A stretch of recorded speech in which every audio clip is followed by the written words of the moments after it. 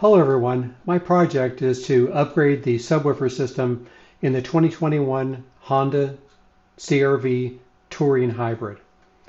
I've seen a number of videos for upgrading sound systems in late model CRVs, but there's only one I'm aware of that's specifically for the hybrid touring.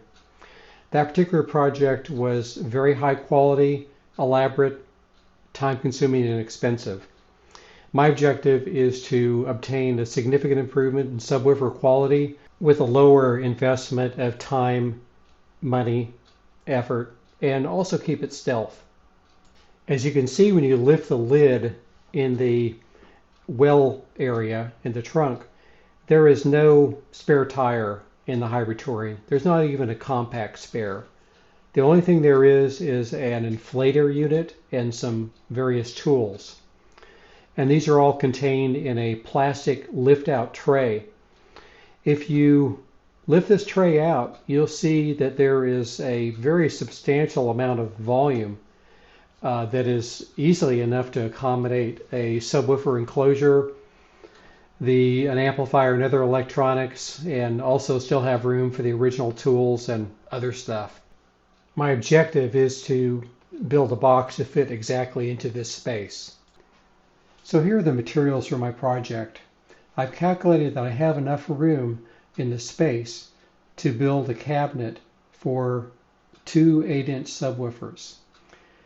And I want to try building a cabinet that allows me to modify the project one way or the other, either to go all the way with the two 8-inch subwoofers, or if I find I don't need that much bass, if I have enough with one, I can just stop at one. So I'm going to go ahead and build a cabinet to the full size for two subwoofers and have two isolated chambers. Then I'll start off with just the one subwoofer and see how that sounds. So you can see here the wood which I've used is 3/4 inch MDF. The dimensions for the cabinet are 22 inches wide by 10 inches deep, that's front to back, by 8 3/4 inches high. I'm also using a 600 watt precision power amplifier. This is an old school amplifier I've had around for a long time, and the LC2i Pro DSP along with its volume controller. I've chosen the LC2i Pro because it adds in a few additional control options versus the standard LC2i, and it actually costs just about the same as the LC2i plus the $45 volume controller. Here's the finished project, and everything fits as was my objective. I've got the box with the one kicker 8-inch subwoofer installed on the left chamber.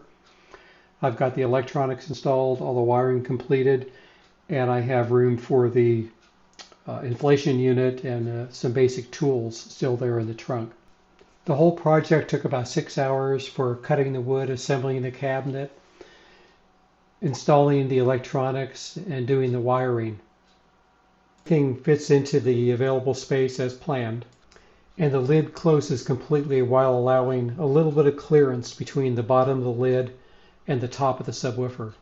As far as the sound goes, I had more than enough subwoofer volume coming out of this one speaker.